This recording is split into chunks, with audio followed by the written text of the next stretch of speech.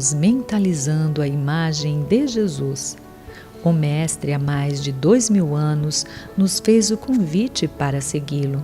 Peçamos a Ele, portanto, que ampare hoje a nossa disposição para o estudo, a fim de compreendê-lo melhor, e que possamos exemplificar em nossas atitudes os ensinamentos colhidos em nossas aulas. Graças a Deus.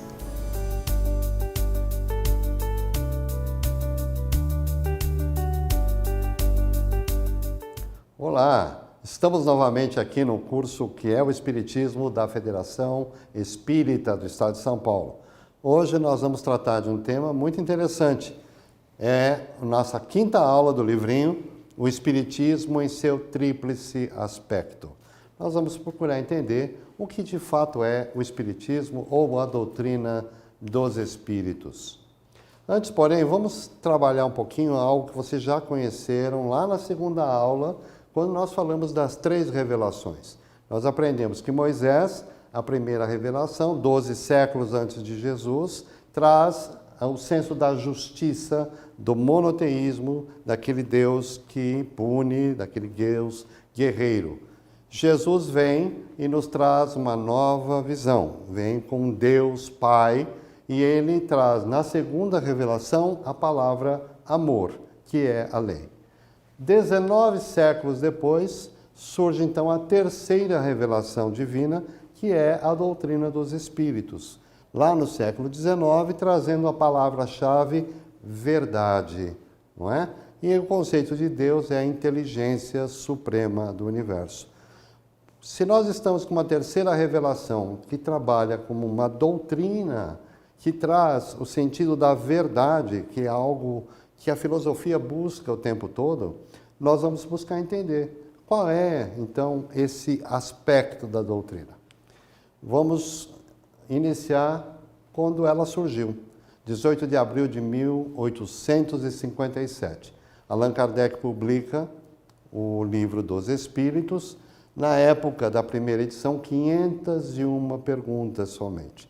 Somente lá na segunda edição, em 1860, é que então nós teremos as 1019 perguntas que estão hoje na nossa edição. É o livro que nós utilizamos atualmente. E quem traz a doutrina dos Espíritos? Quem se manifesta, Kardec?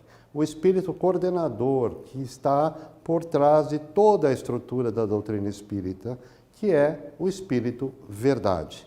Então vamos ver que a promessa do Cristo, do Consolador prometido, o Espírito da Verdade, se cumpre exatamente no século XIX, em 1857, com o surgimento do Espiritismo e da doutrina dos Espíritos. Isso é bem importante a gente ter sempre em mente, né? Nós estamos numa doutrina que tem um papel, que tem uma posição, que tem um objetivo. E para ela atingir seu objetivo, ela precisa de uma estrutura. Então vamos tentar entender essa estrutura. Emmanuel, o mentor de Chico Xavier, vem nos trazer uma visão bem interessante no livro O Consolador. Está no livro Consolador, Psicografia de Chico, exatamente quando ele diz sobre a doutrina espírita ou espiritismo. Ele diz assim: podemos tomar o espiritismo simbolizado desse modo, como um triângulo de forças espirituais. A ciência e a filosofia vinculam à Terra essa figura simbólica. Porém, a religião é o ângulo divino que a liga ao céu. O que Emmanuel está nos dizendo é isso aqui. É um triângulo onde na base nós vamos ter a ciência que pesquisa e explica, a filosofia que indaga e esclarece, as duas vinculadas à base, elas são a base da doutrina espírita.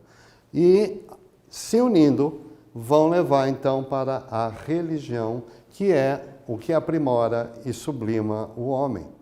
Então nós precisamos compreender que doutrina dos espíritos não é uma única coisa, não é uma única visão, não tem somente um enfoque, ela precisa entender os três, ela precisa atender os três aspectos para que ela de fato esteja de acordo com a estrutura que os espíritos trouxeram e que Kardec codificou. Nós estamos falando de codificação de Allan Kardec, ok? Portanto, vamos prestar atenção nisso. A filosofia e a ciência conversam na doutrina espírita, trocam experiências, trocam informações, e isto com foco na religião, porque lembrando, como mencionei agora há pouco, ela é a terceira revelação divina. Ela é o consolador prometido por Jesus. Então nós vamos trabalhar essa ideia, tentando entender exatamente como funciona cada uma delas. Como é que está estruturada, então, a obra de Allan Kardec, a obra kardeciana? Ela está assim: o Livro dos Espíritos é a fonte, é o primeiro livro, como nós vimos. É aí que está toda a doutrina, toda a filosofia está aí dentro. Nós vamos questionar e vamos lembrar que a primeira pergunta é tentar entender Deus. A primeira pergunta, como toda corrente filosófica, ela busca uma verdade. E ela quer descobrir o que está acontecendo, de onde eu vim, quem eu sou, o que é que está acontecendo aqui em torno de mim. Então, este é um livro que nos dá essas respostas. Porém, ele não é simplesmente um livro, ele é composto de 4 livros. E o primeiro, segundo e o terceiro são livros científicos, trabalha com ciência. Então, ele vai escrever a última obra que Allan Kardec fez, em 1868, ele publicou, é a Gênese, totalmente ciência, juntamente com o Livro dos Médiuns, que é o livro 2, a partir do capítulo 6, também é ciência. Mediunidade, como é que ela acontece, como são os fenômenos, que tipos de mediunidade existem, para que serve, juntamente com surgiu a Terra onde, como é que o mundo aparece, porque o que nós vemos aqui saiu da onde, quem criou isso tudo, de que jeito. Então é a visão do Espiritismo no seu aspecto científico, não é? Aqui nós vamos ter, no livro terceiro, lembrando, o livro terceiro fala das leis morais, fala da perfeição. Então nós estamos trabalhando o conceito de religioso. Olha, o Evangelho é fundamentalmente religião, não é? E por último, o céu e o inferno, que vai trabalhar as ideias de recompensa futura, se há penalidades ou não há, né? Existem penas eternas ou não. São questões filosóficas também sobre a destinação do homem. Para onde eu vou? De onde eu vim? O que eu estou fazendo aqui hoje e para onde eu vou? Então, esses 5 livros que compõem a codificação de Allan Kardec, a codificação do Espiritismo, nos vai mostrar que existe, então, a filosofia, existe a ciência e existem aspectos de religião.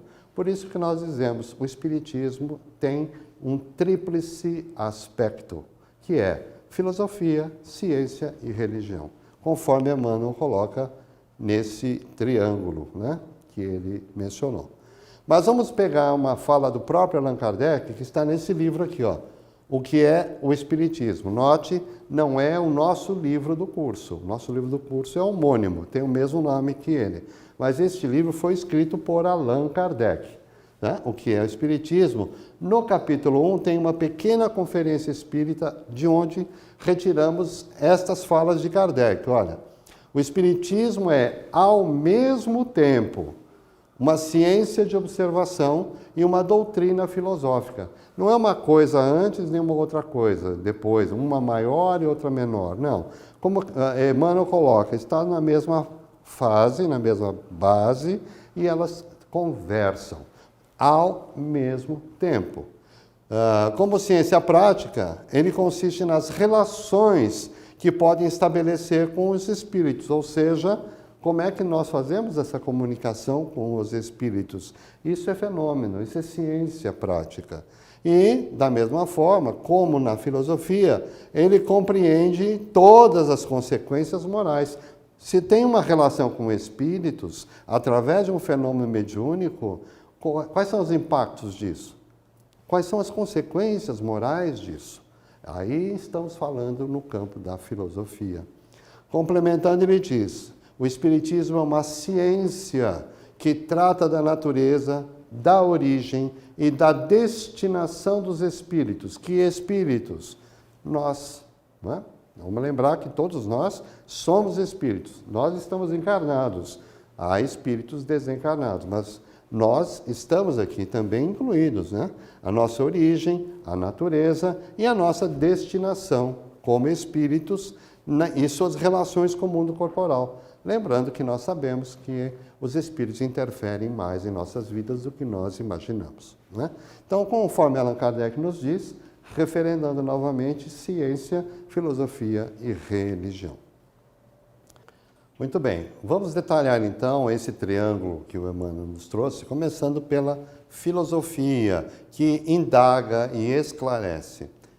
A filosofia, na verdade, tem como estudo, como foco de estudo, a realidade que nós vivemos, né? Ela estuda os problemas fundamentais que existem na nossa vida, o conhecimento, a nossa linguagem, os nossos hábitos, como acreditamos, no que acreditamos, em que verdade nós estamos buscando, não é? Ela tem essa proposição como um processo de pensar e de buscar, né? Mas, para que isso seja realizado, tem um método. E esse método foi muito utilizado por Allan Kardec. Na verdade, ele criou uma maneira de equacionar as perguntas e as respostas para que nós pudéssemos ter, então, toda uma estrutura de raciocínio. Então, o método, dentro da filosofia, é fundamental. Segundo esses autores, Dominique Faulchild e Jean-Jacques Wunneburger, neste livro, Metodologia Filosófica, eles vão dizer o seguinte, ó, a filosofia é o método. Pensar também é saber pensar. Olha que interessante, e isso é importante para que nós possamos fazer uma correlação depois com o aspecto religioso. Nós precisamos saber pensar e não simplesmente aceitar tudo que chega como sendo uma verdade absoluta. Mas tem que ter uma razão de ser. O método não pode existir por si só, né? Então, nós precisamos, para estudar a filosofia, é imprescindível que nós tenhamos a leitura. Não se pode dispensar a leitura, diz o autor, a interpretação dos textos e a redação sobre as questões, exatamente como estamos utilizando aqui no nosso curso. No livro tem o texto, nós vamos ler o texto, vamos refletir sobre ele, vamos fazer a nossa apropriação do que ali está escrito e, em seguida, nós vamos fazer, então, a interpretação dessas informações e fazer a redação, quando nós respondemos às nossas questões aqui propostas em nosso livro, nós estamos fazendo filosofia. Nós estamos entrando na doutrina, estamos buscando a doutrina, tentando entender a sua estrutura, as bases que ela nos traz, não é? Então, esse é o processo de apreensão.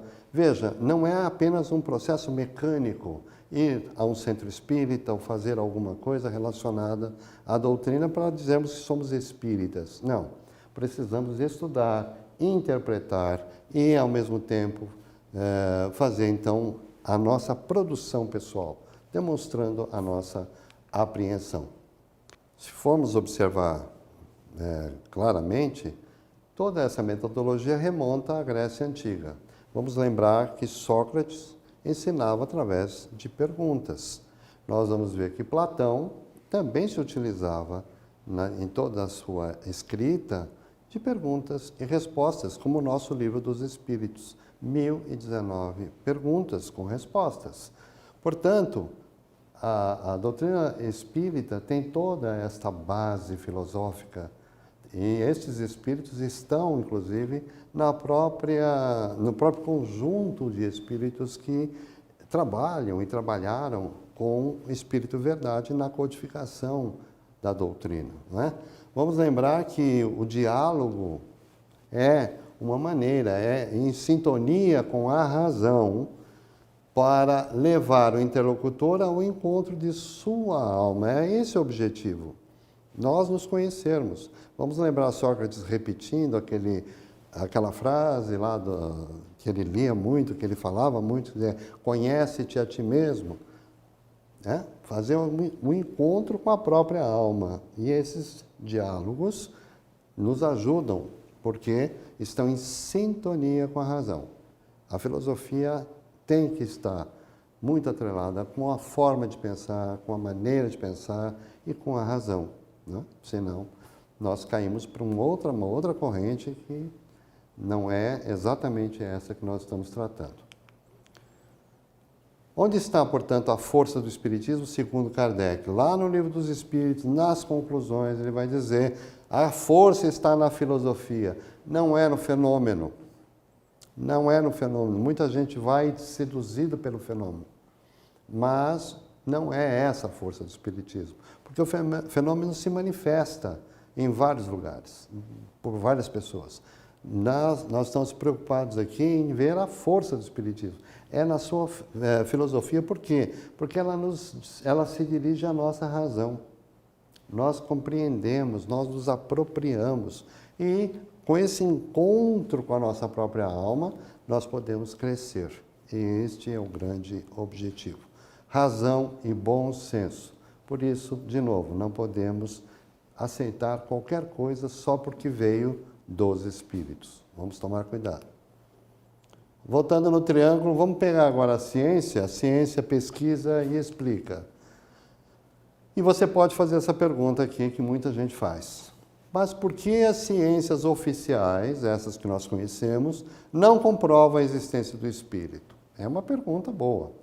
Porque se existe espírito, por que não se vê esse espírito ou não se identifica esse espírito? E Allan Kardec vai nos responder na Revista Espírita de 1859, ele diz o seguinte: as ciências vulgares, essa que nós conhecemos, a propriedade que ela trabalha é a matéria. Ela trabalha na matéria. Ela conhece a matéria. Todos os agentes são materiais, são forças materiais, que você pode fazer a qualquer momento experiências e pode manejar essas forças materiais como se quiser.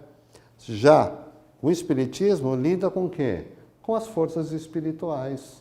E espírito tem livre-arbítrio, tem inteligência, ele tem autonomia, ele não se submete necessariamente às regras daquilo que nós conhecemos como a ciência formal. Por isso tem que existir uma nova ciência, com novos mecanismos, com novos instrumentos, para que se possa então pesquisar esse mundo espiritual, e estes instrumentos, essa metodologia, estão aqui registradas na ciência espírita, quando nós vamos entendê-la mais profundamente.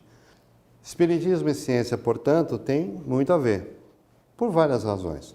Primeiro, o professor Rivail, é o nome civil de Allan Kardec, ele era um cientista, ele era um pedagogo e cientista, ele fazia pesquisas à época sobre o magnetismo, né? E ele era membro da Academia Francesa de Ciências, portanto, um homem pesquisador, um homem de ciência, né? Também. E ele vai dizer para a gente o seguinte: o Espiritismo, na verdade, a revelação espírita, é um processo investigativo. O fenômeno é observado. Na época, tínhamos lá a mesa girante. E essas mesas giravam, se manifestavam, se comunicavam, e ele foi estudar o fenômeno, né, através de um processo de observação. Veja, é um processo de investigação, criando um método científico para isso. Kardec também adota a tese de que a revelação ela é progressiva, ela é contínua. Como o próprio cristianismo não estava completo em si, quando Jesus disse: eu tenho muito ainda a vos dizer, mas não podeis suportar a informação. Quando surge a doutrina dos Espíritos, então esclarece, amplia essa informação, mas ela em si não está completa, porque é uma revelação progressiva. Outras ideias serão aqui agregadas, desde que passem pela lógica e pela razão, não é?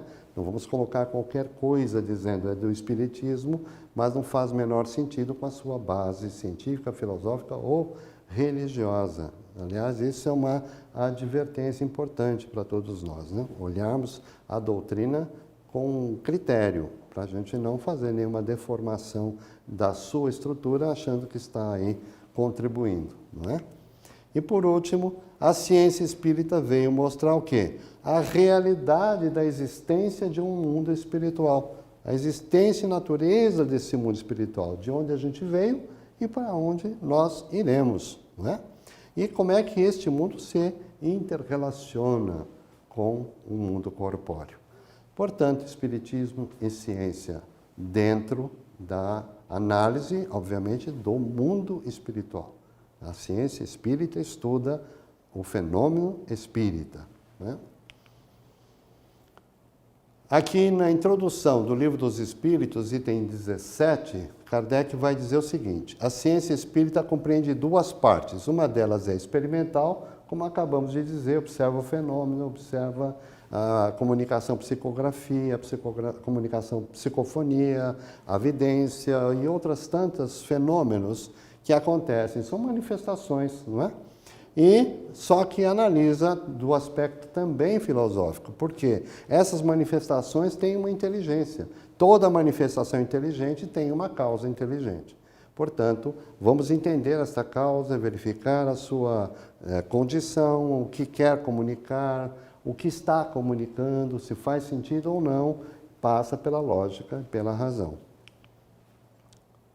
Ok? Esta foi a ciência. E para encerrar, nós vamos para a religião, que é o topo desse triângulo, que aprimora e sublima. E aí você também pode perguntar aqui, mas afinal de contas, o Espiritismo é ou não é uma religião? Depende. Vamos tentar entender. O que nós entendemos por religião? O que nós olhamos por aí? Todas as outras religiões que estão no nosso dia a dia, né? Que a gente conhece. Então, vamos ver que tem rituais, tem sacramentos, tem idolatria, tem paramentos, ou seja, roupas especiais para cerimônias, para os cultos exteriores. O Espiritismo tem isso? Não, o Espiritismo não tem isso. Por quê? Porque o Espiritismo é uma religião moral. A preocupação dela é com o autoaprimoramento do ser humano. Eu não preciso ter uma roupa especial para dar passe. Eu não preciso vestir uma cor específica para trabalhar em reuniões mediúnicas. Porque o branco da roupa não quer dizer nada. O meu reino não vem por aparências exteriores. O branco tem que estar no coração, tem que estar na mente. Porque nós agora passamos isso pelo crivo da razão. Fé raciocinada, lembra? Falamos muito isso na doutrina e esquecemos de aplicar. Então, assim, eu não preciso ter, por exemplo, um ritual qualquer. Eu não preciso ter por exemplo, casamento no centro espírita, batizado no centro espírita. Não existe isso. Na codificação inteira não se vai encontrar nada disso. Não existe. Isso é uma invenção ou é importar coisas de outras religiões, dizendo que agora isso é espiritismo. Isso não é espiritismo. Doutrina espírita vamos olhar a nós mesmos, vamos ver o que precisamos melhorar, vamos confiar na influência espiritual que nos ajuda, nossos anjos guardiões, nossos guias, que podem nos impulsionar para frente e simplesmente pelo estudo, pela análise, pela apropriação do conceito da doutrina, fazer a nossa reformulação, que a gente chama de reforma íntima. Esse é o nosso objetivo. Mas eu não vou lá no centro tomar passe? Vai. Mas é só tomar passe no centro? Será que ser espírita é ir lá uma vez por semana, tomar um passe? Isso é um culto exterior? Não, eu vou lá, vou estudar, vou assistir a palestra, vou ler o Evangelho, vou ler o Livro dos Espíritos, outros livros do André Luiz, do Emmanuel. Vamos tentar entender e vamos trazer para dentro de nós, vamos nos apropriar, né, do conhecimento. Bom, então agora você pode me perguntar também, como é então essa religião espírita? Ela é uma religião? De que jeito ela é? Vamos tentar entender então quais são os critérios e quais são os aspectos dessa religião. Doutrina espírita ou espiritismo, portanto, tem fé raciocinada. Fé raciocinada é aquela fé que passa pela razão. Nós falamos muito disso nos nossos centros, nos nossos estudos, nas palestras, mas na prática, às vezes, nós esquecemos. Chega uma mensagem do Espírito X, e eu pego aquela mensagem e aceito como verdadeira no meu WhatsApp e passo para todo mundo e estou passando eventualmente uma mensagem que não é verdadeira. E aí? Onde está a fé raciocinada? Eu preciso ler, preciso entender. Ali tem mensagem, as mensagens estão boas, o que está ali sendo dito é verdadeiro, faz parte, está de acordo com o escopo da doutrina espírita? Ok, vamos compartilhar, divulgação. Mas vamos concordar que existem mensagens que não fazem o menor sentido. Que espírito iluminado vem para dizer que vai existir tragédia, que vai ter problemas, que o mundo vai isso, o mundo vai aquilo. Vai criar um estado de ânimo nas pessoas que não é bom. Então, esta mensagem passa pelo crivo da razão, fé raciocinada. Toda a religião, ela está baseada em fatos e na lógica, porque isso nos esclarece. Olha lá, a doutrina é esclarecedora, ela é uma filosofia. Né? Restauração do Evangelho, como nós já mencionamos, ele é o consolador prometido. Portanto, o objetivo dele pode ter ciência e filosofia, mas elas não são isoladas, né? Elas trabalham juntas para suportar este processo de crescimento, de renovação de nós mesmos com base na mensagem do Cristo, né? O Cristo redivivo, o Consolador prometido por Jesus. E também nós temos a responsabilidade da renovação definitiva é de cada um de nós. Nós somos espíritos, temos um trabalho a fazer. Vamos lembrar Jesus novamente dizendo, sede perfeitos como o vosso Pai do céu é perfeito. Então ele nos está recomendando o nosso autoaprimoramento, ou seja, a nossa reforma íntima. E por último, não podemos esquecer que todos nós temos livre-arbítrio. Não dá para impor a nossa convicção para ninguém e nós não precisamos assumir convicção de ninguém. Nenhum espírito vai ficar chateado porque eu questionei o que efetivamente trouxe, desde que não caia na minha razão. Porque a partir do momento que eu aceitar integralmente alguma coisa porque foi o espírito que disse, isso é fé cega. Isso não é fé raciocinada. Hein? Passamos a ficar, então, submissos, muitas vezes, a espíritos que querem dominar e que não nos vão deixar buscar a verdade. Vão sempre tentar dominar a nossa ideia, a nossa maneira de pensar. Lembre-se, filosofia é saber pensar. E isso ninguém tira da gente, porque faz parte do nosso livre-arbítrio, que foi Deus que nos deu. Até Ele respeita o nosso livre-arbítrio. Nos deixa livres, agimos como queremos. Lógico, as consequências e responsabilidades virão conforme a nossa ação.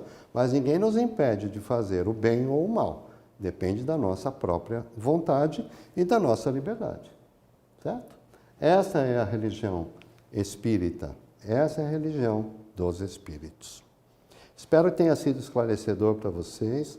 Espero que tenha sido muito bom para que nós possamos, daqui para frente, fazer uma divulgação sensata e própria da doutrina.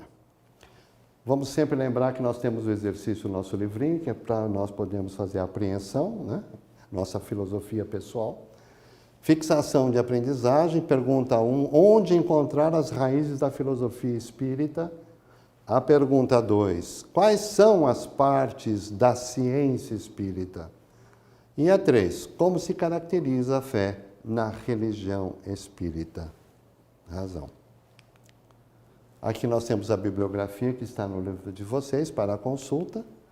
E vamos terminar com uma frase do próprio Allan Kardec, que nos diz lá no Evangelho segundo o Espiritismo, capítulo 19, no item 7, a fé religiosa e a condição da fé inabalável. Ele vai dizer, a fé inabalável só é a que pode encarar de frente a razão em todas as épocas da humanidade. Esta é a nossa doutrina dos Espíritos, à luz do Consolador prometido, que veio até nós para nos ajudar a crescer e a evoluir. Muita paz para você e até uma próxima oportunidade.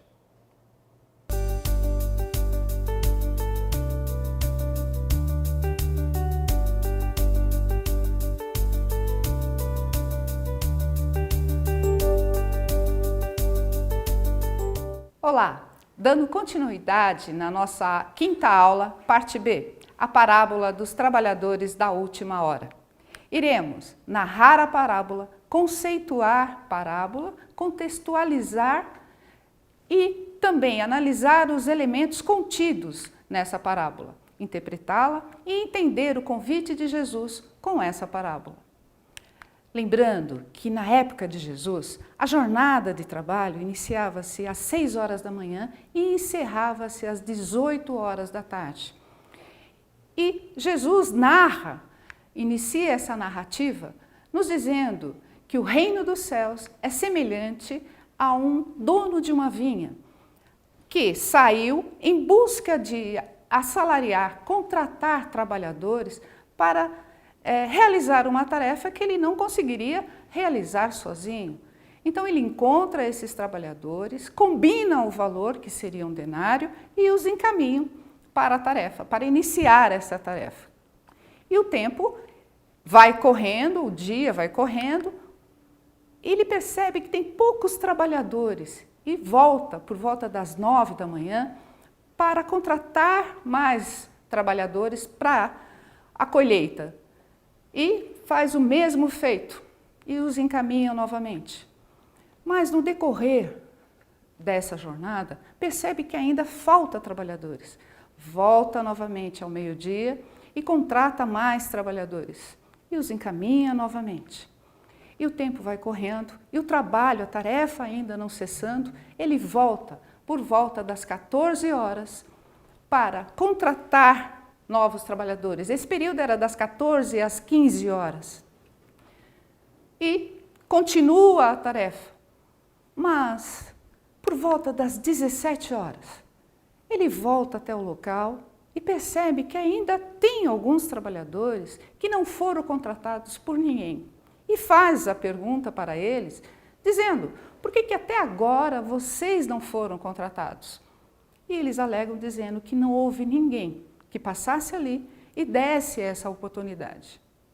O trabalhador, todos eles que estavam ali, foram convidados pelo senhor da vinha para realizar a tarefa e foram ali encaminhados, mesmo faltando 1 hora para o término da jornada. Ao cair da tarde, depois da realização de toda a tarefa, ele pede para uma pessoa da sua confiança que ali tratava dos negócios dele para efetuar o pagamento. Com um detalhe, começando do último até o primeiro. E ao realizar esse pagamento, aqueles que trabalharam desde a primeira hora começam a se sentir incomodados por essa postura do dono da vinha. E começa a reclamação, como que na última hora, vieram aqueles trabalhadores e receberão a mesma quantia daquele que iniciou na primeira jornada, na primeira hora. E os trabalhadores começam a discutir com o dono da vinha. E é onde ele diz que o que ele contratou, o que ele combinou, é o que ele estava efetuando o pagamento. Ele não estava ali prejudicando de modo algum ninguém. Por que então ele se sentiu incomodado com essa situação, aonde ele estava dando o mesmo tratamento para o irmão dele? Então, nós vamos entendendo que essa parábola, Jesus utilizava esse meio de parábola para dar uma narrativa, um conceito, um cunho moral.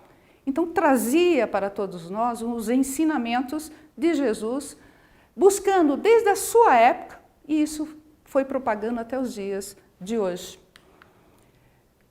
E para contextualizar nós vamos encontrar essa parábola em Mateus, no capítulo 20, e no Evangelho segundo o Espiritismo, também, coincidentemente, no capítulo 20.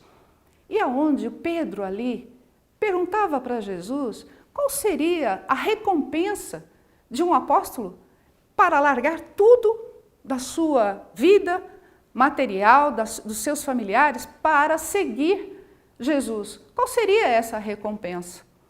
Então, essa parábola, nós vamos entender que muitos autores alegam que isso seria a resposta do complemento, uma resposta, um complemento do questionamento que Pedro fez a Jesus. Mas, seja qual for a razão dessa explicação, ela vem com certeza nos propiciar que há uma benevolência divina com relação às oportunidades que nos são concedidas para todos, sem exceção. Ao analisarmos os elementos contidos nela, nós vamos entender o que significa o reino dos céus. Porque Jesus inicia dizendo que o reino dos céus é semelhante ao pai de família que saiu de manhã para contratar os trabalhadores para a sua vinha. Essa imagem era muito comum na época de Jesus. E em nossos estudos podemos entender que a lei de Deus, a lei divina, está em tudo o que nos cerca, em todas as situações. Então entendemos também que ela é exercida na sua plena justiça e misericórdia para com todos. Dessa maneira, são oferecidas a todos nós as mesmas oportunidades de crescimento baseado nessas leis perfeitas. Leis essas que estão gravadas em nossa consciência. O reino dos céus, nessa parábola, está diretamente atrelado a uma condição interior. O reino dos céus não é um local circunscrito, e sim uma paz de espírito, um entendimento, onde nós vamos buscar a própria felicidade dentro de nós.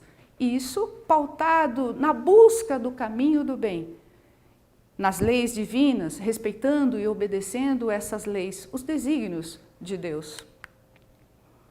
Ao aceitarmos esse chamado e ao dedicarmos esforços, uma dedicação onde, mesmo sendo contratado na última hora, nós iremos desenvolver esse trabalho com amor, com carinho, nós também teremos essa plenitude, a conquista do reino dos céus em nós.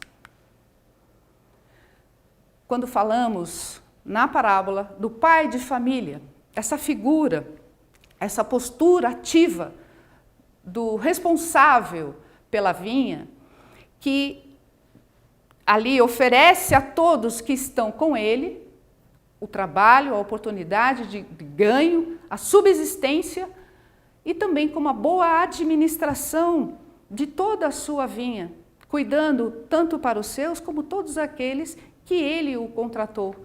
Então Jesus traz para nós também a presença marcante, o conceito de Deus como um pai de família universal. Então, podemos dizer que ele, Deus, é o dono da casa. Aqui, o pai de família representa Deus. Como um bom pai, ele nos dá, nos propicia tudo aquilo, todos os meios para a nossa subsistência e seu desenvolvimento. Então, para nós, tudo isso está atrelado por uma oportunidade que Deus nos concede. E precisamos entender que a sua bondade ultrapassa os limites até mesmo da nossa compreensão para conosco. Os trabalhadores, para entendermos esse elemento, os trabalhadores, percebemos a urgência com que o administrador da vinha ia buscar, a urgência que ele tinha em buscar todos aqueles que estavam parados para trabalhar. Percebemos que esse trabalhador da vinha, já que ele em vários horários foi contratar e foi buscar aqueles que estavam dispostos, que disponibilizavam realmente tempo para assumir essa tarefa. Então analisamos o quanto o pai de família ficou satisfeito, pagando a mesma quantia para aqueles últimos trabalhadores que assumiram a última hora do trabalho. Veja, essa satisfação nós vemos porque ele efetuou o mesmo pagamento que ele fez para aquele que assumiu na primeira hora, ele também fez para aquele que assumiu na última hora do trabalho. Então, esses trabalhadores representam cada um de nós, eu e você, e muitos que estão ouvindo e assistindo a nossa aula de hoje. Nós somos os chamados a vivenciar esses preceitos divinos, frente aos deveres, aos desafios que nos acontecem diariamente. Então, todos nós, quando nos tornamos verdadeiros tarefeiros, obreiros de Deus, receberemos também a mesma quantia, que é devido à bondade e ao amor do Cristo, do Criador, por suas criaturas. As horas que está contida nessa parábola, do ciclo que ele fala das horas, devemos lembrar que o pai de família, ele foi contratando várias horas, ele foi buscar vários trabalhadores, ele fez este chamado para muitos trabalhadores. Representa para nós, e isso, na época de Jesus, não era uma coisa comum acontecer um administrador de vinha buscar trabalhadores em várias horas, inclusive contratar na última hora. Então, olha, porém, essa é uma questão que dá mais força para essa parábola de Jesus, porque essas horas traduzem as inúmeras oportunidades, as inúmeras renovações de convite que nos feitas para nós, para que a gente possa buscar uma melhoria, um progresso espiritual. O fato de ter sido oferecido esse trabalho, mesmo faltando uma hora para o término dessa jornada, demonstra como a solicitude divina age conosco, nós, seus filhos. Mesmo que o arrependimento e a conversão aos valores, a mudança de valores, seja tardio, esse serviço, quando bem realizado, será compensado igualmente, da mesma forma como os outros que vieram antecedendo a nós. A vinha, esse elemento, constitui, hoje, através dos ensinos do Mestre, nós vamos ver que a interpretação da vinha é um mundo o qual nós estamos inseridos, o planeta Terra. E é a esse planeta que nós somos chamados a sempre realizar os trabalhos com Jesus, obedecendo inclusive às leis divinas. E o denário, essa moeda, que na época, uma moeda de prata romana, era um salário habitual que era dado aos trabalhadores. Era um salário por dia, né? Então era justo por um dia de trabalho. E ao analisarmos essa parábola, nós vamos ver que não tem justiça quando olhamos ela no sentido material. Nós achamos que tem alguma coisa errada. Como é que ele contratou na última hora trabalhadores e efetuou o mesmo pagamento? E aí, nós entendemos que essa estranheza só existirá quando olharmos um significado material, de valor quantitativo ali. Então, a pergunta, qual seria a simbologia, o significado dessa moeda, o denário? Deus é Pai de todos, sem exceção. Ele não separa a ninguém. Ele convida a vivenciar essa espiritualidade e a praticar as suas leis. Ouvimos o seu chamado em diversas horas, em diversos tempos, em diversos momentos da nossa existência. E quando acolhemos tal chamado, buscamos viver de acordo com esses preceitos espirituais, adquirimos mérito frente ao trabalho. Exatamente o mesmo valor. Recebemos o mesmo denário, usufruir do estado íntimo de pacificação e felicidade consequente da implantação do reino de Deus em nós. Então, ao realizarmos a tarefa, mesmo faltando pouco tempo, quando somos chamados, como nós nos consideramos e recebemos esse convite como trabalhadores da última hora, nós também receberemos a mesma moeda e, juntos, com o entendimento do reino dos céus, a tranquilidade no nosso íntimo, a paz e a felicidade, tanto quanto a gente procura, consequente da implantação desse reino de Deus em nós. Para interpretarmos essa parábola, ao entendermos que o Mestre explanou conceitos do futuro, futuro esse que nós iremos conquistar se hoje, agora, iniciarmos o entendimento desse convite, interpretarmos esse convite para nós, mas iniciando essa tarefa de Jesus agora, para construirmos o nosso futuro, que é o amanhã. Entendendo que essa parábola, na relação do reino do céu, ele mostra o quanto é necessária a nossa mudança, a nossa transformação, buscando realmente caminhar no caminho do bem, tendo como as leis divinas como nosso parâmetro, nós entenderemos e conquistaremos o reino dos céus dentro de nós, a felicidade, a paz e a tranquilidade. Para tanto, há necessário uma transformação e uma busca constante do amor a nós e ao nosso próximo. Quando ele nos diz, Jesus nos diz, meu Pai trabalha até agora e eu também trabalho, há uma necessidade de entendermos que nós também precisamos entrar, engrossar essa fileira de trabalhadores, junto do Pai e do nosso irmão Mestre Jesus. A aquisição das virtudes é necessária para que possamos juntos aceitar esse convite, trocando as nossas paixões, entendendo os nossos limites, mudando os nossos conceitos, buscando transformar, aprimorar as nossas virtudes.